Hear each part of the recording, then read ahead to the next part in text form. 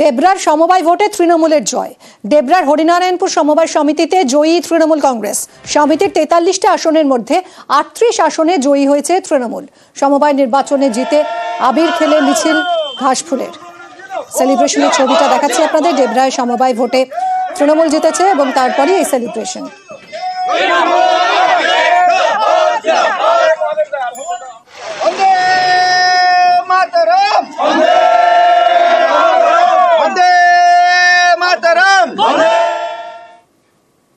জয়নগরের সমবায় ভোটেও জয় তৃণমূলের। জয়নগরের বহরু সমবায় সমিতিতে জয়ী ঘাসফুল। বহরু সমবায় সমিতির 49 আসনেই জয় তৃণমূলের। 40 বছর পর বহরু সমবায়ে এককভাবে ক্ষমতায় এলো তৃণমূল। এই সমবায় জন্মলগ্ন থেকে এসইউসি সিপিএম এর দখলে ছিল।